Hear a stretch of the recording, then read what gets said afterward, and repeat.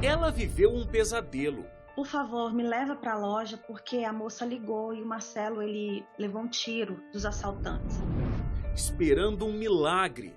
Eu só pedi a Deus, por favor, faz um milagre. Eu preciso que o Senhor faça esse milagre agora em minha vida porque eu cantei tanto. E continuou louvando a Deus depois do não. Então, Deus, ele é misericordioso, é o mesmo Deus que eu louvava antes disso acontecer. Amém. E é o mesmo Deus que eu louvo agora também. Está começando o Identidade. Boa noite, seja muito bem-vindo, muito bem-vinda. Esse aqui é o seu programa de histórias inesquecíveis. Com certeza, essas histórias confortam o seu coração, trazem esperança e as coisas podem ser melhores, né? Quando a gente aprende com a vida do outro, com o exemplo do outro. Muito obrigado pela sua audiência e pela sua companhia. E, aliás, essa esperança pode chegar nas suas mãos através dessa revista que eu quero te oferecer aqui, ó. Nosso presente especial da noite. Hoje eu tenho aqui comigo a revista Apocalipse, Revelações de Esperança.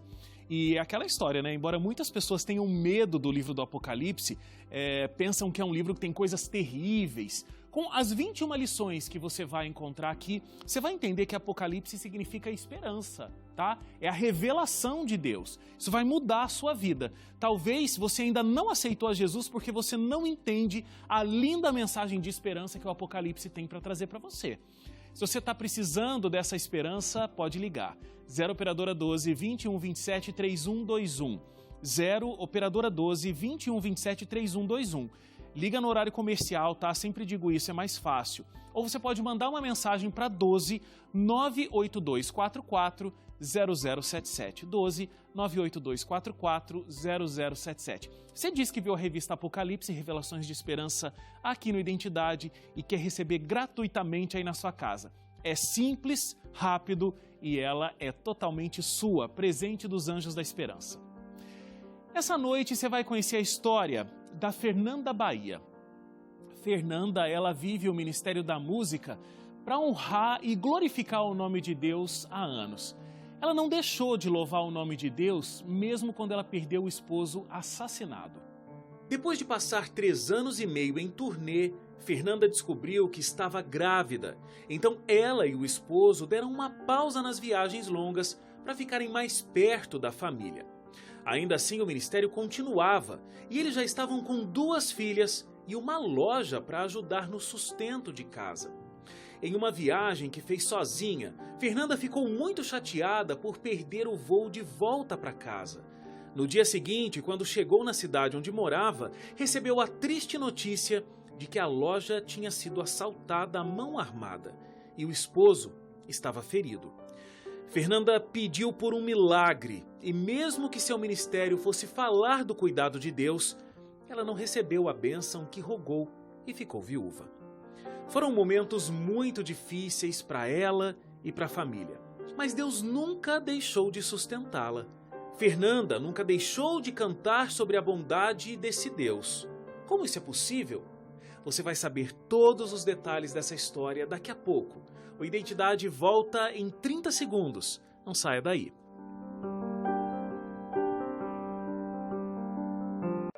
Já de volta aqui o Identidade, eu estou recebendo a Fernanda. Oi, Fernanda, tudo bem com você? Olá, Wagner, tudo bem, graças a Deus. Então tá joia. Fernanda que tem um ministério, canta música para Jesus há tanto tempo, já em tantos lugares aí pelo Brasil, né, Fernanda? Isso mesmo, viajei bastante. Deus teve a oportunidade de nos dar esse privilégio, né, de estarmos viajando pelo Brasil todo, 3 anos e meio aí no Ministério do Louvor, isso assim, sem parar, né? Mas graças a Deus ele tem sustentado e tem me dado essa oportunidade, que é o que eu amo fazer. Inicialmente eu comecei a fazer essas turnês com o meu esposo e aí nós tomamos assim a decisão de viajarmos. Como não tínhamos filhos, né? Ele tinha uma filha já Então, ela veio morar com os meus pais para que nós pudéssemos, então, sair em turnê. Na época, né, a gente, para ser assim conhecido e trabalhar no Ministério do Louvor, assim, não somente eu, mas como muitos cantores, nós tínhamos que ir para a estrada. Não existia muito esse negócio de redes sociais, né? Isso é bem recente, mas o fato é que decidimos fazer isso e começamos então a viajar aí pelo estado do Mato Grosso, onde eu iniciei então a minha turnê de 3 anos e meio. E cada dia numa cidade, numa igreja diferente, eu confesso que foram momentos inesquecíveis, de grande valia, né, para o nosso crescimento espiritual, e eu podia louvar, contar os meus testemunhos, e onde Deus disse assim, filha, vai. Aonde eu te enviar, você vai. E eu fui, juntamente com meu esposo, né, na época, o Marcelo. E então, passamos 3 anos e meio, Wagner, sem parar. Imagina, deve ter história que não tem fim, né? 3 anos e meio na estrada. Agora, então você, como contou, né, você viajava com o Marcelo, teu marido, e aí você descobriu que estava grávida, e o Marcelo resolve proporcionar ali uma vida com um pouco mais de estrutura, de repente, né, para esse bebê que estava chegando. Ele, então, decide não mais viajar com você, ele abre uma loja de pedras preciosas, fazendo compra e venda, né, desse material. E aí, como é que fica ter que viajar depois disso sem o Marcelo e também já com uma criança? Eu vim para uma programação em Manaus, né, a convite da igreja, e foi exatamente em Manaus que eu descobri que eu estava grávida. E então decidimos ficar aqui. Bom, os meus pais já moram em Manaus, né? Vamos então permanecer aqui, porque aqui tem minha mãe, tem meu pai que pode estar me ajudando no momento da gravidez, e foi onde então ele resolveu abrir essa loja. Inicialmente começamos com uma banquinha numa feira de artesanato, e depois as coisas foram melhorando, onde então abrimos a loja, né, de pedras preciosas aqui em Manaus. E aí, em relação às viagens, eu tive que dar uma diminuída, mas assim que eu tive a Letícia, né, passado aquele período, eu pude retornar às viagens, mas agora indo sozinha, né? Eu ia somente aos fins de semana, no máximo ali uma semana, eu ficava fora de casa, já depois que a Letícia podia ficar com a minha mãe, né, já não mais amamentando, e então, quando eu viajava, ela ficava com a minha mãe. Né? E o Marcelo, então, cuidando aí do trabalho braçal mesmo, né?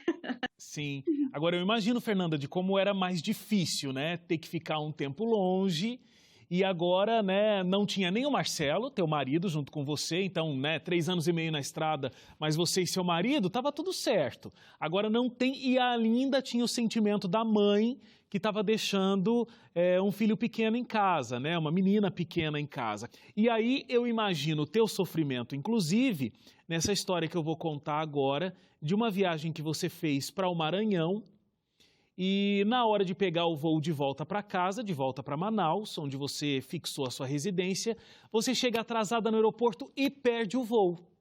E aí não tem condição de voltar para casa.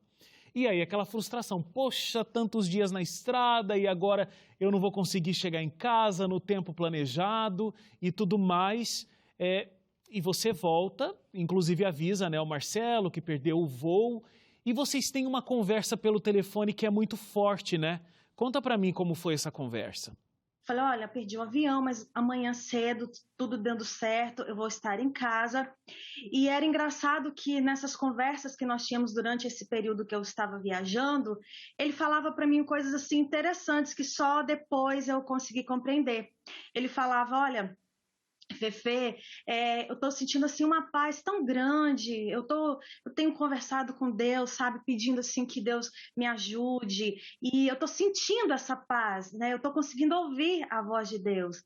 A cada manhã tenho levantado, feito o meu culto para ir para o trabalho, né? Ele abria a loja 8 horas, e assim, eu sou muito feliz com esse sentimento que eu estou sentindo de paz. Eu falei, nossa, amor, graças a Deus, que bom então. Então vamos continuar assim, né? amanhã estarei em casa, e aí chegando, vamos continuar aí nessa comunhão com nosso Senhor Deus. E aí, no dia seguinte, eu então pude retornar para casa. Quando eu cheguei no aeroporto, isso no dia 12 de março de 2013, eu consegui embarcar, mas durante o trajeto até o aeroporto, eu tentando ligar para o Marcelo, não consegui falar com ele, e já para embarcar eu liguei mais uma vez, eu também não consegui falar. E só um parêntese, na noite, né, anterior, que eu ainda estava em Belém, após ter perdido o voo, ele estava muito feliz que ele estava fazendo negócios assim muito importantes ali no trabalho. E me contou que ele havia passado o dia todo com 2 clientes, né, ali na loja, e que ele não iria me buscar no aeroporto porque ele marcou bem cedinho com esses clientes na loja. E então, por esse motivo, o meu pai iria me buscar no aeroporto no dia seguinte. E assim foi. Cheguei ali em Manaus, desembarquei, meu pai estava no aeroporto, e no caminho, né, do aeroporto para casa, eu tentei ainda falar com ele, mas também não consegui. E o meu pai fez a seguinte pergunta: filha, você quer ir para a loja direto ou você quer ir para casa para ver as meninas? E como eu não estalo, né, eu acho que é o sentimento de mãe também, não sei, a saudade, eu acabei falando que eu queria ir para a casa dos meus pais para ver as crianças. E depois do almoço, né, o voo foi de manhã, eu estaria indo para a loja. Cheguei na casa dos meus pais, encontrei minhas meninas, e quando foi exatamente 11h30 da manhã, o meu telefone tocou. E é identificado assim como marido, né? E aí eu atendi rapidamente e falei, não aguardei nem a pessoa falar do outro lado, eu já fui logo brincando. Até que enfim resolveu me atender, né? E então a pessoa se identificou: oi, dona Fernanda, né? Aliás, ela falou: você é a Fefê, esposa do seu Marcelo? E eu disse: sim, sou eu. Cadê o Marcelo? Eu queria falar com ele. Ela me disse que eles tinham acabado de sofrer um assalto na loja e que era para eu correr para lá porque o Marcelo havia levado um tiro na cabeça. E eu então, naquele momento, sem entender muito bem, eu repeti a frase. A minha filha mais velha, Letícia, ouviu, mais velha, mas que tinha de 4 para 5 anos, né? Super novinha. Super novinha, exatamente. Mas ela ouviu e ela repetiu aquilo, eu tentei dar uma disfarçada. Então, naquele período assim de agonia, eu corri até a sala e falei com meu pai, falei: pai, por favor, me leva para a loja, porque a moça ligou e o Marcelo, ele levou um tiro dos assaltantes. Eu, na época, ainda não dirigia, então meu pai que me levava para todos os lugares. E ele me acompanhou nesse período difícil do caminho de casa até a loja. Eu tenho que fazer uma pausa aqui para o intervalo. Eu quero entender o que de fato aconteceu com o Marcelo, como foi receber essa notícia. Eu imagino que naquele momento, quando você ouve meu marido, ele levou um tiro e é na cabeça. O seu chão saiu do pé, né? Você foi mandada para uma outra dimensão e a sua vida estava num rumo de matar a saudade ali do marido, conversar com ele, e aí a sua cabeça é outra com a notícia que você recebeu. Eu quero entender como é que na sua cabeça, inclusive, ficou essa situação de cantar tanto sobre milagres de Deus e acabar não vivendo isso na tua vida. A gente vai para o intervalo e volta já.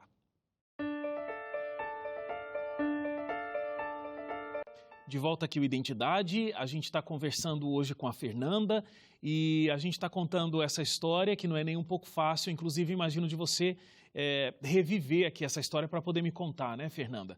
Você recebeu a notícia depois de dias de viagem de que seu marido havia sido baleado na loja que ele tinha levado um tiro na cabeça, então o seu pai te leva no caminho da tua casa até o hospital para entender o que estava acontecendo. Me conta como é que foi esse trajeto, qual era a tua expectativa, o que você falou com Deus nesse momento? Realmente foi um impacto ao ouvir essa notícia e, na verdade, Wagner, ele me levou diretamente para a loja, porque, Ah, ok. infelizmente, nesse dia, eles já haviam ligado, né, pro socorro, mas Manaus tem um período ali do dia que é bem complicado, assim como grandes cidades, né, que é muito engarrafamento. Bom, eu não sei o fato, por quê, mas o socorro demorou muito, né? E ao chegar ali na esquina da loja, a minha loja ela ficava ali próximo ao Teatro Amazonas, né? Depois vocês podem pesquisar onde fica o Teatro Amazonas. Então, ao chegar na esquina do teatro, já estava tudo engarrafado. Eu precisei descer do carro e ir correndo o quarteirão inteiro até chegar na loja, que a loja ficava quase no finalzinho do quarteirão. E muito engarrafamento e muita gente na porta da loja. E então o pessoal que já me conhecia, né?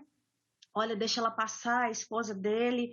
E eu entrei. E quando eu entrei, eu vi uma cena triste, uma cena terrível, porque ele estava no chão, deitado, e havia muito sangue ao redor da cabeça. E eles falavam, não toca nele, porque a gente precisa esperar o socorro. E eu me aproximei, né, e disse assim, Marcelo, amor, sou eu, a Fefe, eu tô aqui. E quando eu disse essas palavras, ele deu um suspiro muito forte. Ele fez algo assim, sabe? Eu não sei se ele me ouviu, se ele entendeu que eu estava ali. E eu falei, não, gente, tudo bem, eu não vou me tocar. E nesse momento meu pai ele chega também, ele começou a passar mal e levaram ele até o hotel, que a loja ficava do lado do hotel.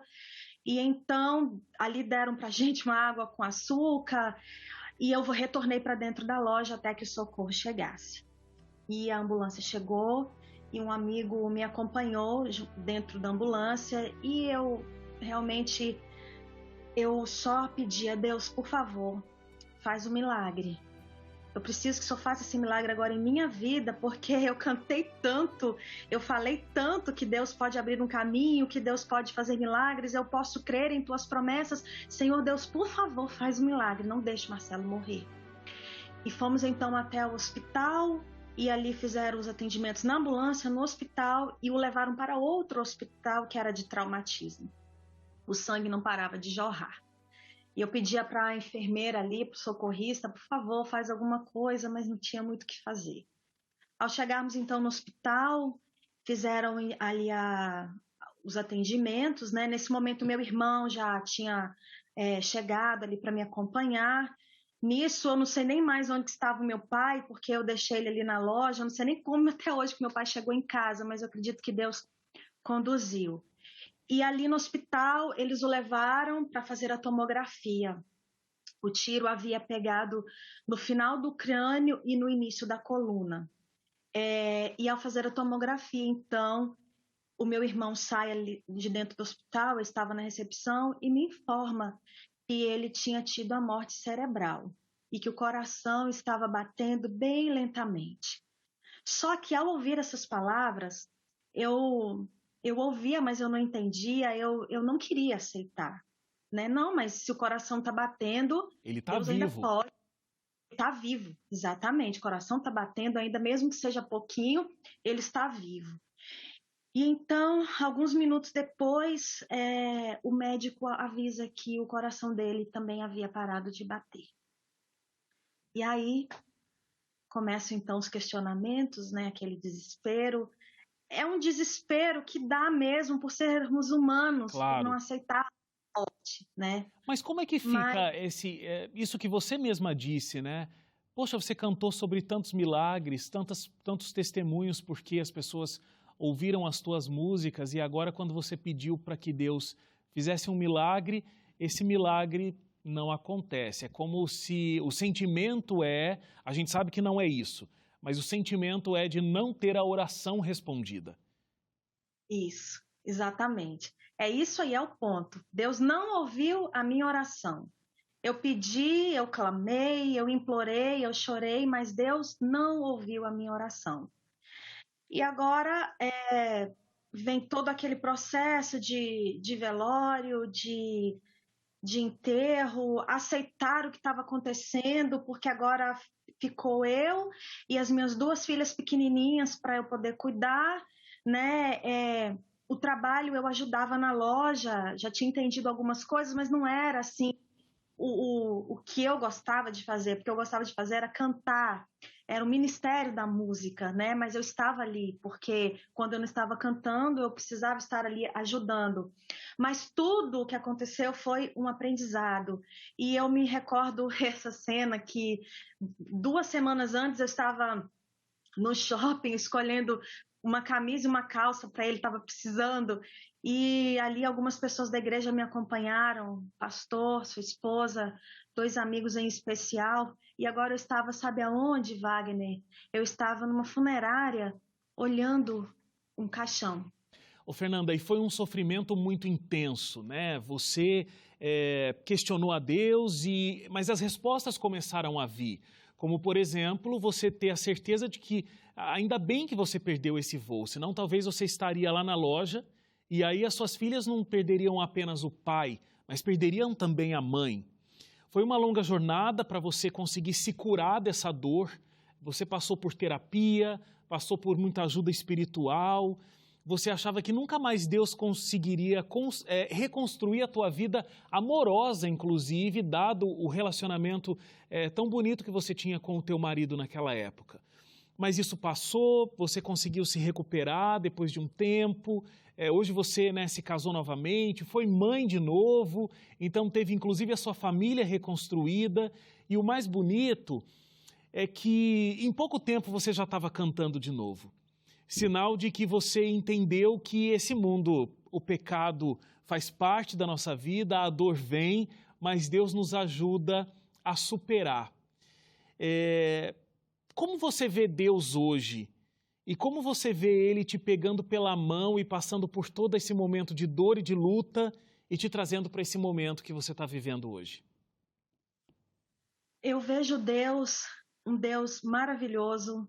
É o mesmo Deus que esteve no passado, é o mesmo Deus que esteve comigo durante o momento da minha perda e é o mesmo Deus que me sustentou através das orações de todos os irmãos, de todos os amigos. A oração, ela é fundamental, fundamental. Tive ajuda, acompanhamento, né, uma amiga, psicóloga, foi muito difícil até mesmo para orientar as crianças e me orientar. Eu pude voltar a cantar. E eu senti que Deus ele havia feito um milagre sim, mas de uma maneira diferente.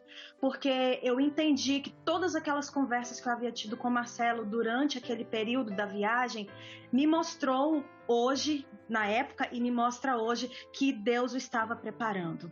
Então, se não for a esperança da volta de Jesus, que tudo isso muito em breve vai passar, não teríamos sentido nenhum. Então, Deus, ele é misericordioso, é o mesmo Deus que eu louvava antes disso acontecer. Amém. E é o mesmo Deus que eu louvo agora também. Amém. Que ele está continuando abrindo caminhos na minha vida, renovou, restaurou o meu lar e hoje eu posso dizer que Deus ele tem planos para cada um de nós. E nós só precisamos orar e deixar-nos ser guiados pelas mãos do Senhor Jesus. E hoje eu tenho meu esposo, o William, e nossas 3 filhas, as meninas o chamam de pai, e temos a nossa, a Laísa, né, do nosso casamento. Eu sou muito grata a Deus pela força e pelo sustento até aqui.